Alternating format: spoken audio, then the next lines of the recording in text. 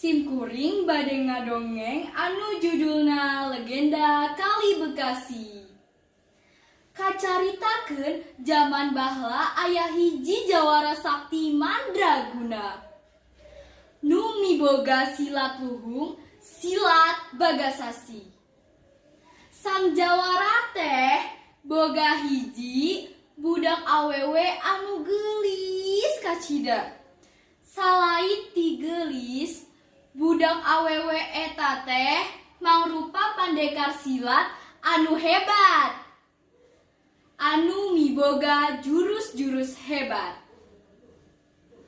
Tapi hanjakal putri eta teu acan miboga salaki.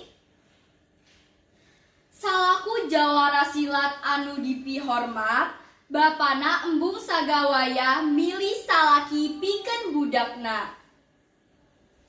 Terus sang jawara eta teh ngayakeun sayembara. Sing saha wae anu bisa ngelehkeun ilmu silat budak awewe kuring, bakal kuring jadikeun pisalakieun budak kuring. Ti saprak diayakeun eta sayembara loba jajan pendekar anu daratang pikeun ngajajal eta budak awewe putri jawara sakti. Maranehna ngusahakeun supaya menangkeun sayembara tur jadi salaki putri jawara sakti. Ngan hanjakal teu aya pendekar hiji pisan anu bisa ngelehkeun putri jawara eta. Dina hiji poe datang hiji pamuda anu kasep tur miboga kulit anu bodas tur bersih. Tapi sajatina pamuda eta teh miboga sisik dina awakna. Pamuda eta teh teu apal ti mana jeulna.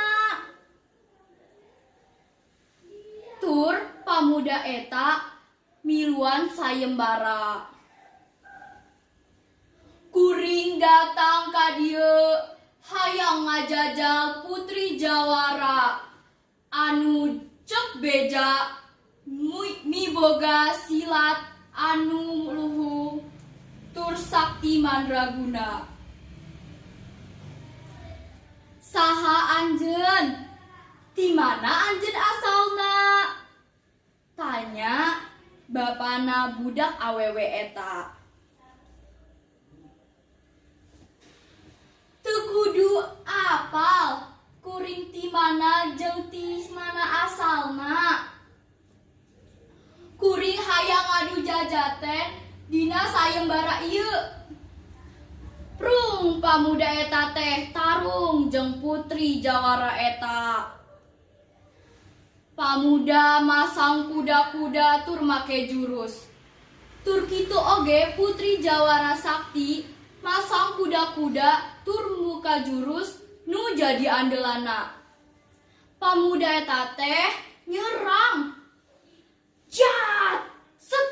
Gedebuk! Jorea! Pamuda eta narajang. Bangkiang! Gedebuk! Putri eta labuh. Teu walakaya bari ngoceak. Haduh! Nu antukna putri eta taluk ku kasaktian eta pamuda. Antukna si jawara eta bungah kacida. Sabab aya pamuda anu hebat anu jago bisa ngelehkeun budakna. Pikeun nyumponan janjina si jawara ngawinkeun budakna jeung eta pamuda. Si jawara ngayakeun acara nu tohaga rongkahna 7 poe 7 peting. Nanggap tanjidor gambang kromong jeung sajabana.